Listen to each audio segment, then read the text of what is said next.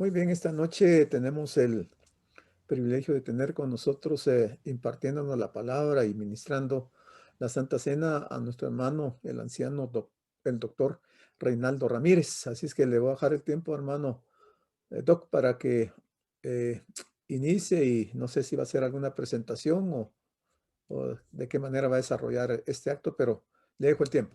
Muchas gracias, gracias por la invitación para poder compartir con ustedes una reflexión.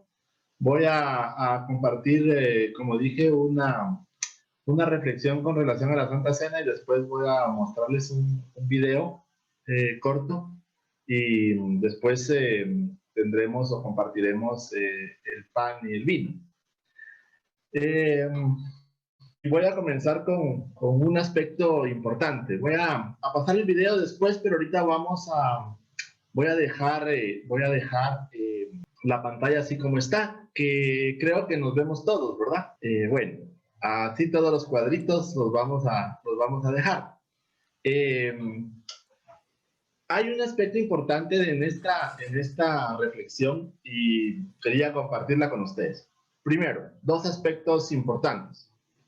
La enseñanza oral, que se refiere básicamente a la escritura como tal. La enseñanza oral no cambia. La enseñanza oral siempre es la misma. Está en su palabra, desde el Génesis hasta el Apocalipsis.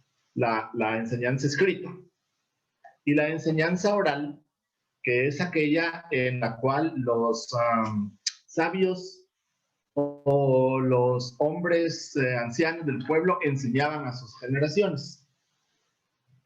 Ha sido interesante porque en realidad Dios ha llamado a enseñar al pueblo.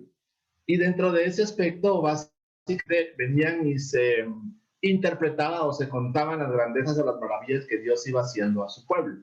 Y eso él decía que debía de contarse a sus hijos de generación en generación. Entonces tenemos por un lado la enseñanza escrita, como dije, que no va a cambiar y que la tenemos en la escritura como tal, y una enseñanza oral.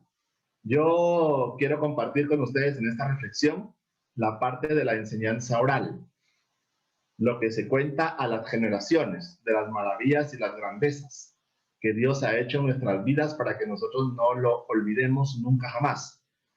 Y eso quedará en nuestros corazones por siempre. Como ustedes saben, el pueblo de Israel estuvo 430 años de esclavo en Egipto. Ellos pasaron muchas circunstancias difíciles y oraban al Señor, y el Señor escuchaba. Pero un día dice la Escritura que el Señor se acordó de ellos. Y entonces Moisés, cuidando las ovejas de su siervo, llega al monte Sinaí, como ustedes saben, y allí Dios le habla y le dice que lo va a usar para sacar a su pueblo. Entonces Moisés regresa a Egipto y comienza a seguir la instrucción, el mandato y la enseñanza que Dios le había dado para con su pueblo. Vinieron plagas, 10, pero de esas 10 plagas, la última fue la que realmente vino a hacer que saliera el pueblo de la esclavitud por más de 400 años. Ellos trabajaban en el fango, ellos hacían adobes, ellos tenían que ir a buscar la paja para hacerlo. El pueblo había estado esclavo, sometido. El pueblo había estado trabajando por más de 400 años sujeto a los maltratos, al abuso y a las cargas pesadas que el pueblo de Egipto había puesto sobre ellos.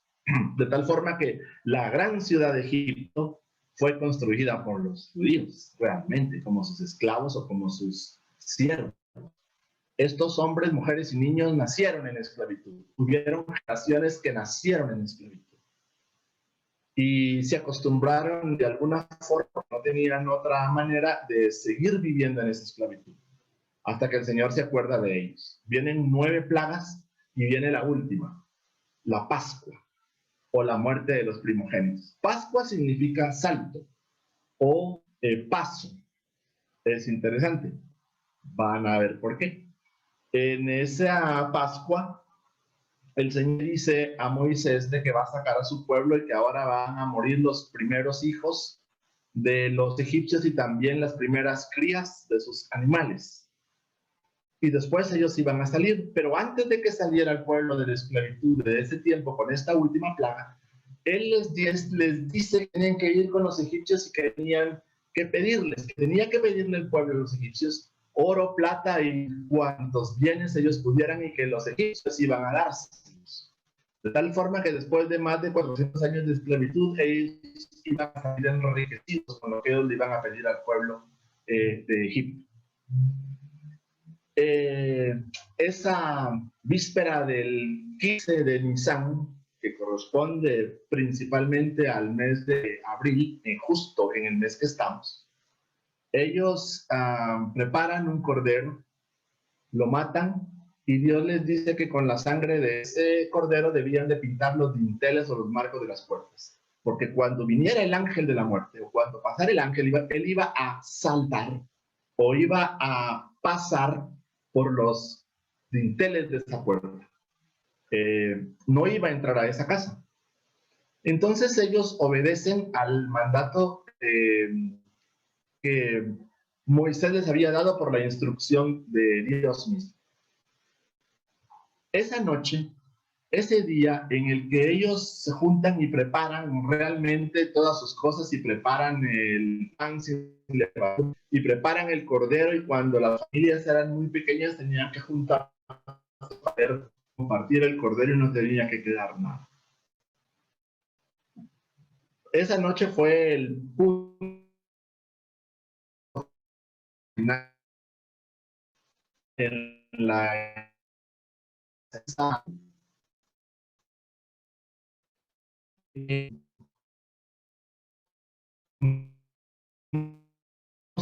murieron los hijos egipcios. Ese día la gente pinta sus dinteles con la sangre del cordero y viene el ángel y pasa o salta por las puertas en donde estaba pintado el dintel y entra a la casa de los egipcios. Allí murieron en un solo acto los primogénitos de Egipto, pero también hubieron otros hijos que estaban agonizando durante esa noche, durante ese tiempo. Y otros que murieron, que no eran primogénitos, sino eran egipcios, que habían sido duros y habían sido malos y habían sido perversos para con el pueblo de Israel. Entonces no solamente murieron en la enseñanza oral, no solamente murieron los primogénitos. Unos murieron de una sola vez y otros primogénitos agonizaban esa noche, y otros hombres murieron por su maldad, por su pecado, por su odio que tenían para contra el pueblo de Israel. Mientras esa noche estaba sufriendo y gimiendo el pueblo egipcio, porque unos lloraban ya por la muerte de sus hijos como tal, otros estaban en una aflicción terrible porque sus hijos agonizaban y se iban muriendo lentamente porque no sabían qué hacer con ellos. Y otros que habían sido, unos estaban muriendo en diferentes casas y en diferentes lugares. Ese es el momento en el que el pueblo de Israel va a la puerta, se toca la puerta, sin oro, plata y cuantos bienes pudieran darles. El pueblo, estando en esa aflicción de Egipto, en esa aflicción y en esa angustia, en esa agonía, ellos comienzan a darles todo lo que ellos tenían, con tal de que se fueran. Lloraban por la muerte de sus hijos, lloraban y se angustiaban por la agonía, diciendo lentamente la muerte de sus hijos y otros muertos en diferentes lugares en esa ciudad. Ellos en su desesperación, con tal de que ellos se fueran y no siguiera la mortandad, o por apaciguar de alguna forma la intensidad del dolor de la muerte, de todo lo que estaba pasando esa noche, ellos dan todo lo que ellos podían tener, sin estimarles absolutamente nada. Entonces el pueblo comienza a cargar dentro de sus cosas, de todas las riquezas, oro, plata, telas y cuantas cosas preciosas y valiosas les había dado el pueblo de Egipto. Ellos entonces guardan sus cosas y salen apresurados. Comienza a caminar el pueblo en dirección al mar, al mar Rojo. Una columna los iba guiando adelante y el pueblo seguía a la columna. Dice en la enseñanza oral de que fueron los hombres entre 20 y 60 años 600,000 menos uno. El menos uno significaba que no era un número redondo, completo, fijo como tal, sino que el Señor les dice que saldrían 600,000 menos uno, porque ese menos uno era Él que los iba a acompañar, que iba a salir con ellos y que iba a hacer el número redondo como tal. Entonces Él les da la instrucción y les enseña y les dice, saldrán 600,000 menos uno. Ese uno era Él. Entonces el pueblo sigue la columna. Para entonces el pueblo de Egipto, Faraón, endurece de nuevo su corazón y va persiguiéndolos hasta para alcanzarlos y darles muerte. La columna, dice en la enseñanza oral, abre el mar. Y entonces se parte el mar de un lado y de otro. La misma columna, el fuego o el calor hace que la tierra del mar, ahora abierto, se secara para que ellos pasaran en una tierra seca, en ese fondo de tierra del mar. Porque ellos se quejaron y ellos dijeron a Moisés, y Dios escuchó, por supuesto, sus palabras, y dijo, hemos estado durante muchos años trabajando en el fango haciendo adobes, y ahora nos haces pasar por el medio del mar otra vez en el fango, porque la tierra entonces era como el fango. Entonces Dios escucha y no le gusta, pero Él tuvo misericordia a las palabras que su pueblo había hablado. Entonces la nube, el calor que generaba la nube, el fuego que generaba la nube, hace que la tierra se secara. Y entonces ellos pasan sobre tierra seca. Había una columna, una pared de agua al lado derecho y otra pared de agua al lado izquierdo, y dicen de que las paredes de agua del mar a los lados por donde ellos iban pasando mostraban mosaicos que el pueblo iba viendo, de tal forma que se reflejaban las imágenes de los que iban caminando adelante, en medio y atrás, y entonces ellos podían ver esas imágenes reflejadas en el agua. Esa agua de las paredes de los lados era dura como una piedra, pero cuando el pueblo tocaba con su mano las paredes del mar a los lados, dice que se volvía muy suave, y el agua incluso era dulce, y ellos con su mano podían tomar del agua de las paredes porque se debilitaba la pared, y ellos podían tomar agua y podían darle agua a sus animales, a quienes ellos llevaban consigo con toda la carga y con todo lo que llevaban. A ellos los acompañaba dentro de todo ese grupo de los 600,000 menos uno, la hija de Faraón, a quien había rescatado a Moisés de las aguas. Ella había renunciado a su pueblo y había expuesto su vida, incluso con ellos mismos, porque había creído realmente en el Dios de él, y sabía que Dios era poderoso, y había tenido conciencia y reconocía el poder de Dios de todas las plagas que había devastado a Egipto. Ella va con ellos porque ella cree en el Dios de los hebreos. Una parte de la historia dice que ella murió en el desierto. No se escribe ni se relatan muchos aspectos, pero ella murió o desapareció en el desierto y no se dice más de ella, pero los acompañó. Ella salió con ellos y cruzó el mar con ellos. Faraón dice que entra con sus carros para perseguirlos, pero entonces una nube hace que cuando el pueblo de Egipto va con sus carros y sus caballos y sus armas y sus soldados, la nube hace que la tierra que había estado seca por la columna de fuego ahora se volviera como fango. Entonces se traban las ruedas de los carros de los soldados egipcios. Y entonces el agua, después de ser dura, comienza a hacerse más liviana o más blanda. De tal forma, el agua que comienza llenar de abajo hacia arriba, hacía que los soldados, sus carros y sus caballos los lanzara hacia arriba. Pero cuando las aguas arriba se comenzaban a juntar, hacía que las olas de arriba los empujara de nuevo hacia abajo. Entonces, primero, hace que todos sus enemigos egipcios subieran y las aguas de arriba hacía que volvieran de nuevo al fondo. Algunos quedaron enterrados en la tierra y otros hizo que sus cuerpos realmente pudieran salir a flote y llegar hasta las playas.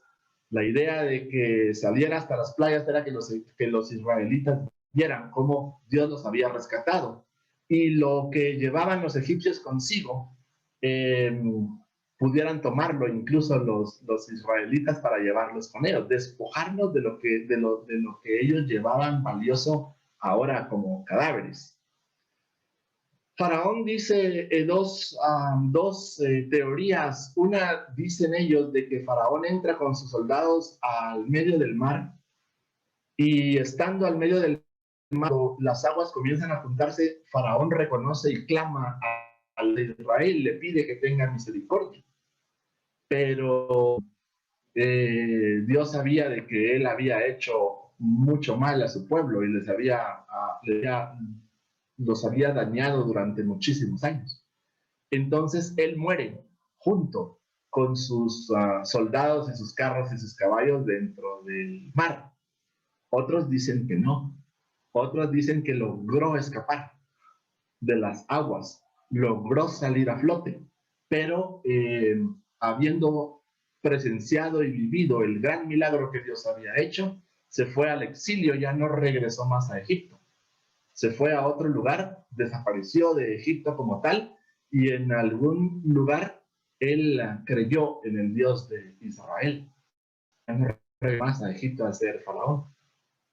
El pueblo pasó y comienza su travesía y comienza su camino por el desierto. 50 días después ellos llegan hasta la cima del monte Sinaí y ahí Dios le habla a Moisés. Moisés sube y Dios le entrega las tablas de los 10 mandamientos. Dios le dice a Moisés en el mandamiento primero que él es el Dios todopoderoso de quien los había sacado de la esclavitud. Entonces Moisés ve otra vez a tener la confirmación para trasladarle al pueblo de que yo soy Jehová tu Dios que te sacó de tierra de Egipto, donde tú fuiste esclavo, porque les hace recordar su poder, su amor y su gran misericordia por ellos. Entonces este primer mandamiento los hace a ellos recordar de dónde salieron y cómo Dios obró y cómo Dios hizo grandes y maravillosas obras para sacarlos de allí. Entonces ellos debían de contar, los padres debían de contar a sus hijos la grandeza y la maravilla de la que ellos habían sido, de los que ellos habían sido testigos. Y los hijos, entonces, que no habían vivido esa parte de la historia de Israel, al escuchar las enseñanzas orales de sus padres, la contaban hacia sus hijos. De tal forma que algunos, aunque ellos no hubieran vivido esa salida sobrenatural, ellos debían de contarla a sus hijos porque la habían escuchado como una historia o como una vivencia de sus padres. Ellos debían de contar esto de generación en generación para no olvidar que realmente Él los había sacado de ahí. Y la prueba, entre muchas otras cosas, era este mandamiento, en donde Él reconocía que los había sacado de la tierra de esclavitud por muchos años. 50 días después dije Dios las tablas de los 10 mandamientos al pueblo de Israel. Y ellos siguen durante todo su camino por el desierto hasta prepararlos para entrar a la tierra prometida. En el Nuevo Testamento. En el Nuevo Testamento Jesús participó de tres veces de la Pascua. La tercera vez en la que Jesús participa de la Pascua es el que va a entregar su vida. En el Antiguo Testamento, ellos tuvieron la cena el 15 de Nisan. En el Nuevo Testamento, Jesús tiene la cena con sus discípulos el 14 del mes de Nisan. El día 15 de Nisan, el día en que ellos comieron del cordero, el 15 de Nisan en el Nuevo Testamento, Jesús está muriendo en la cruz para resucitar 3 días después, día 17. Aunque si él muere el 15, el 17 como que es el segundo día, pero el 15 cuenta, ¿recuerdan? Entonces, él resucita 3 días después. 3 días después de la resurrección de Jesús, ellos reciben el alto al Espíritu Santo, como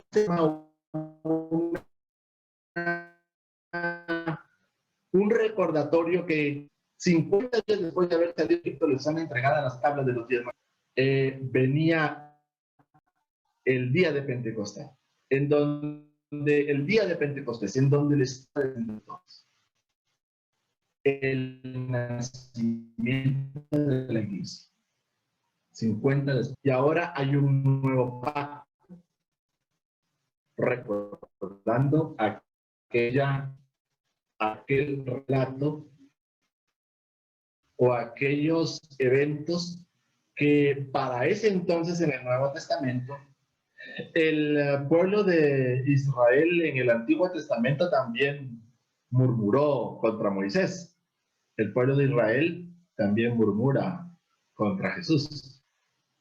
El pueblo de Israel, dijimos, fue sacado de su esclavitud. Nosotros también hemos sido sacados de la esclavitud. El pueblo de Israel en el Antiguo Testamento pasó a través del mar, un simbolismo de haber sido bautizado en agua. Nosotros también hemos sido bautizados en agua.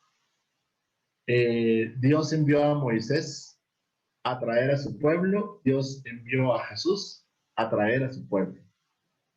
De tal forma que las similitudes entre ambos es extremadamente estrecha.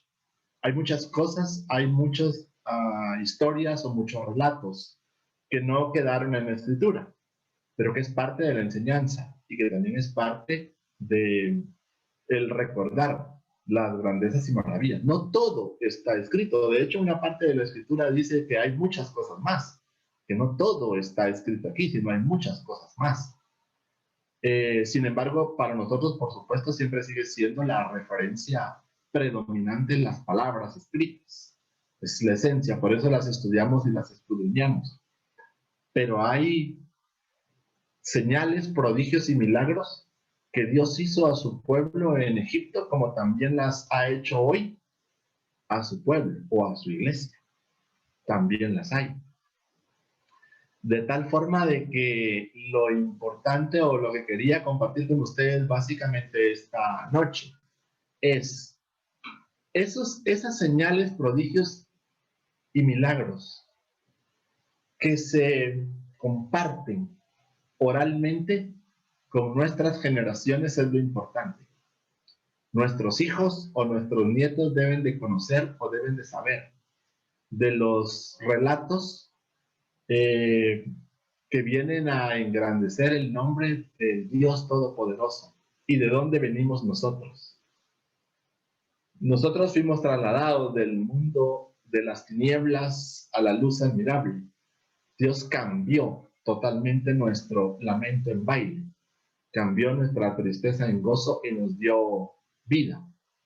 Por eso Jesús va a reunirse con sus discípulos en aquel lugar, en aquel aposento, para enseñarles realmente que ahora hay un nuevo pacto y ahora Él es quien es el Cordero, quien realmente al día siguiente Él va a entregar su vida y se va a derramar su sangre. En el Nuevo Testamento, el pueblo de Israel, para celebrar la Pascua, tenía que tomar un cordero puro, sin mancha, un cordero perfecto, y llevarlo al templo. En el templo lo presentaba a los sacerdotes lo mataban, lo sacrificaban, y la sangre de ese cordero se rociaba en el altar de los sacrificios. la carne de ese cordero, ya muerto, y su sangre rociada en el altar, se les entregaba entonces al pueblo de Israel para que ellos se fueran a su casa o al lugar en donde se iban a reunir para comer de ese cordero. Ellos estaban recordando la Pascua, estaban celebrando la Pascua, que es una fiesta. La Pascua realmente es una fiesta de una semana, en donde se celebra una nueva vida, en donde se celebra una vida libre y una vida en donde Dios mismo está interviniendo y está marcando el camino. Mientras Dios los iba guiando por el desierto, Dios nos va guiando a nosotros ahora a través de su Espíritu Santo. Aquella columna era Jesús mismo, el Mesías, su representación. Ahora nosotros tenemos el Espíritu que va delante de nosotros. Recuerden que cuando el pueblo entonces va saliendo, la nube, la columna de fuego va delante del pueblo.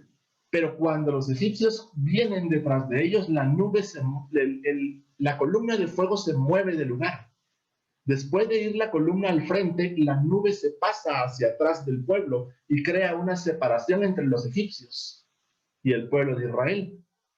Cuando ustedes leen el libro del Éxodo, van a ver de que la columna va adelante, pero después la columna se pasa hacia atrás.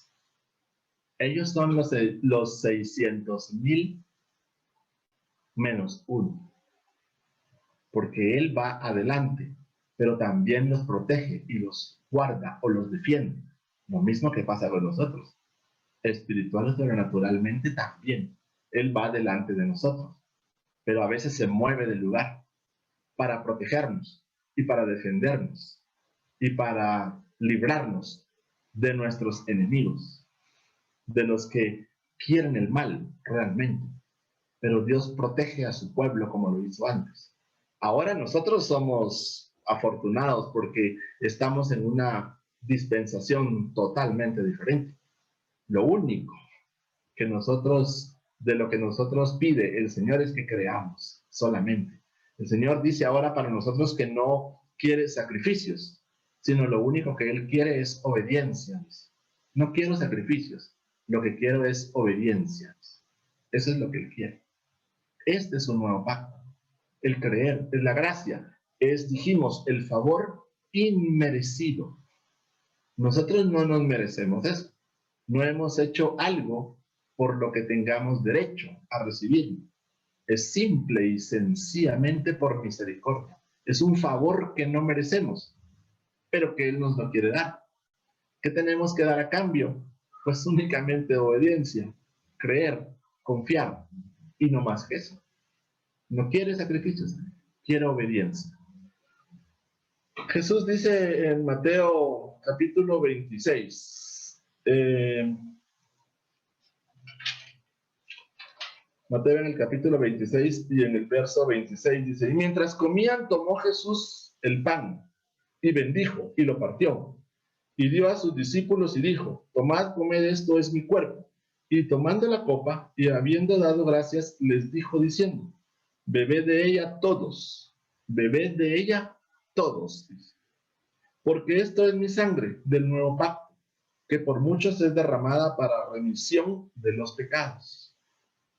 Y os digo que desde ahora no beberé más de este fruto de la vid, hasta aquel día en que lo beba nuevo con vosotros en el reino de mi Padre. Un relato dice que el vino que el Señor está preparando para el reino en donde nosotros vamos a estar con Él ahora en esta cena, a lo que Él hace mención, que no va a beber más de este fruto de la vida hasta aquel día en que lo beba nuevo con vosotros en el reino de mi Padre. Se refiere al vino como un simbolismo al vino de los 6 días de la creación. La vid que ha producido o que produjo realmente el vino durante aquellos días en que Dios crió los cielos y la tierra. Ese vino es el que Él está preparando y del que Él va a beber con nosotros para este momento en el reino de mi Padre, dice. Se recuerdan que en las bodas, dice, cuando Él está, dice, nadie saca el mejor vino de primero, sino lo deja de último. El vino último del que Él va a beber con nosotros es un vino de los años o de los días de la creación, de los primeros, como cuando el vino se producía en aquellos días de los 6 días o de los 6,000 años. Un día son como 1000 años y 1000 años son como un día. ¿Me explico? Entonces, el vino añejo del que Él tiene guardado es un vino de la creación. Es uno totalmente diferente. Es un fruto de una tierra fértil y conforme a su voluntad y conforme a su propósito. Es un vino totalmente distinto. Ese es un nuevo pacto. Por eso es de que Él nos está diciendo de que tenemos que creer en Él y tenemos que confiar en Él, porque entonces nosotros tendremos vida eterna para estar con Él y sentarnos a su mesa y compartir con Él y beber del vino de la creación, que es un vino diferente al que nosotros o al que la tierra produce hoy. El vino que la tierra produce hoy es total y absolutamente distinto al vino de la creación. ¿Me explico? Es totalmente distinto. Este vino de la creación o este vino de los 6,000 años es un vino perfecto, realmente. Es un viñedo cuidado, creado por Él mismo. El viñedo o la viña ha sido cuidada por Dios mismo. Las uvas son de Él y las ha preparado o las ha guardado para nosotros para ese último momento, cuando estemos con Él por una eternidad. Para lo último nuestro, pero para el principio de una vida eterna, por siempre. Así es de que yo voy a pedirles entonces ahora, si ustedes tienen su vino y tienen el pan, y vamos a tomar el vino. Y si ustedes tienen en su casa invitados, nosotros tenemos aquí una invitada hoy a poder compartir con nosotros del pan y el vino. Recuerden que cuando las familias eran pequeñas, dijimos, invitaban a alguien de ellos para compartir y sentarse. Entonces, si ustedes tienen a alguien o se han reunido las familias, he visto, estoy viendo en el cuadro ahí alguna familia que pues que se han juntado en una casa. Era lo que hacía el pueblo o lo que Dios le mandó al pueblo. Si son pequeños, júntense y coman todos y celebren la Pascua juntos. Entonces, vamos a seguir entonces con la instrucción que Dios nos ha dado hasta que Él venga y se siente a la mesa con nosotros. Tenemos entonces nuestro vino y nuestro pan. Tienen en sus manos, tienen ustedes a su familia a la par, o a sus amigos a la par, o a sus invitados a la par. Entonces vamos a orar.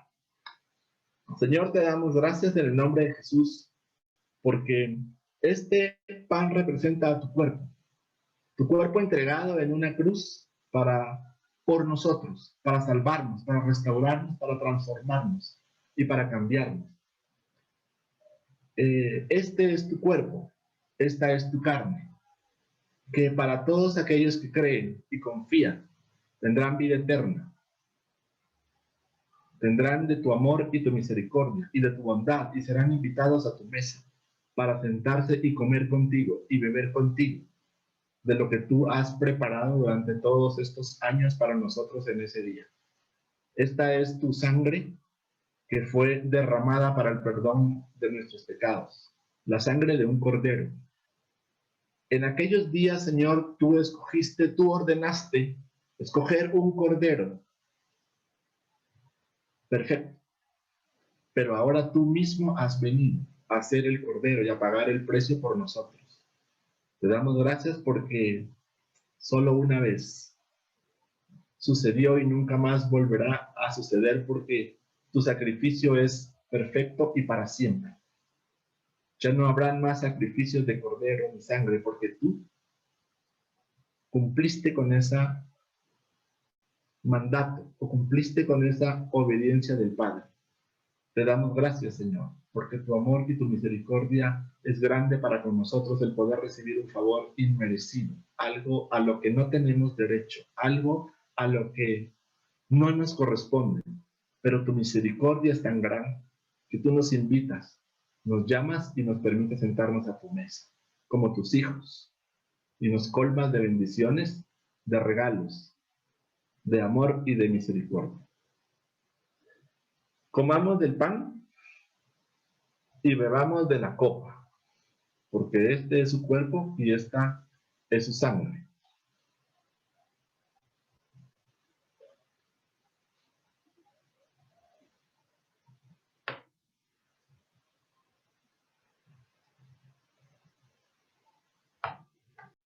Y recordemos que este sacrificio realmente es por nosotros, y Dios lo preparó para nosotros. Y nos recuerda, como dije, lo que Dios nos ha enseñado a través de su palabra durante muchísimos años. Cada vez que nosotros nos sentemos y comamos del pan y bebamos de la copa, contémosle a nuestros hijos y a nuestros nietos de las grandezas y las maravillas que Dios ha hecho para con nosotros, para con nuestros padres, para con nuestros ascendientes, porque Dios ha cambiado las cosas. Y esperamos pronto su venida. Esperamos pronto que Él esté a las puertas y venga como un abrir y cerrar de ojos o como un relámpago el arrebatamiento de la iglesia, que está a todas luces frente a nosotros. Realmente podemos verlo. Ya podemos ver con nuestros ojos espirituales, aún diría yo quizás con nuestros ojos naturales, porque están cambiando las cosas. Se están dando eventos que nuestros mismos sentidos naturales pueden percibirlo. Y eso es extraordinario. En un relato histórico que quiero terminar con eso, dice que cuando Dios le ordena a Noé construir el arca, los últimos días de esa época y esos mismos días previos al diluvio, que comenzaran a caer las gotas de agua y llenaran la tierra, dice que Dios todavía le dio una oportunidad a los hombres para que se pudieran convertir o pudieran arrepentirse de sus pecados. Hizo que el sol dejara de salir por donde salía y saliera por el lado opuesto. Entonces, normalmente el sol salía de un lado y se ocultaba del otro lado. Antes de los días del diluvio, el sol salía de donde se ocultaba y se ocultaba de donde salía. Dice que hubo paz y la tierra comenzó a producir sus frutos de una manera como no había sucedido antes. Dios le mostró a la humanidad que Él los amaba, que Él los quería y que les estaba mostrando cosas totalmente nuevas y diferentes, pero aún así el pueblo no quiso creer. El hombre, el ser humano no quiso creer. Por eso solamente Noé, su esposa y sus hijos y los animales entraron al arca, pero antes de que viniera la lluvia, cambiaron ciertos o determinados aspectos naturales de la misma tierra. En sus frutos, en el sol, hubieron cambios notorios y que podía percibir la humanidad, pero no quisieron creer. Por eso el plan siguió, pero sus ojos vieron cosas diferentes. Igual estamos hoy. Están sucediendo cosas, están sucediendo eventos, porque Dios todavía en su misericordia nos está mostrando. Y van a seguir habiendo más, porque todavía quiere que vengan muchos más. Recuerden que Dios no quiere que todos se pierdan, Él quiere que todos se salven. Eso es lo que Él quiere. Él no quiere la muerte de nadie. Que de hecho en el aspecto de Noé, Dios se enoja con él, dice en la enseñanza oral, porque le dice después Dios a Noé, ¿por qué no intercediste por los hombres?